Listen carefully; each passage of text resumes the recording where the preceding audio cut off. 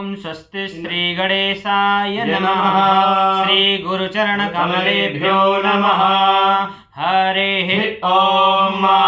स्वस्ति न इन्द्रो वृद्धश्रवाः स्वस्ति नः पूषा विश्ववेदाः स्वस्ति नस्तार्क्ष्यो अरिष्टनेमिः स्वस्ति नो बृहस्पतिर्दधातु प्रेषादशवा मारुताः प्रश्नेमातरः शोभञ्जावानो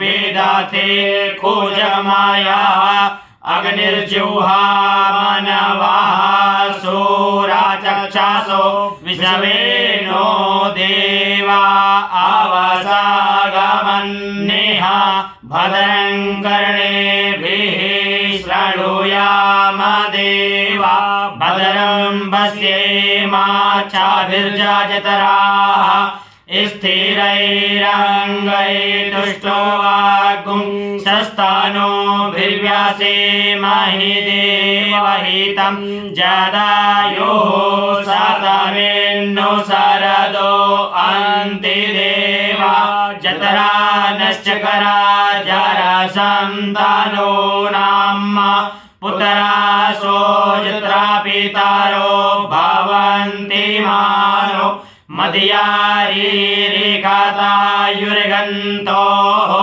आदित्यर्द्योरादितिरन्तरिक्षमादितिर्माता सा पिता सा पुत्राः विश्वे देवा आदितेः पञ्चजनः आदितिर्जातमादितिर्जानितवं द्यौः शान्तिरन्तरिक्षगुं शान्तिः पृथिवी शान्तिरापः शान्तिरोषधयः शान्तिः वनस्पतयः शान्तिर्विश्वे देवाः शान्ति ब्रह्म शान्तिः सर्वगुं शान्तिः शान्तिरेव शान्तिः सामा शान्तिरेधि यतो यतः समीहसे ततो नो अभयं कुरु सन्नः कुरु प्रजाभ्यो भयं नः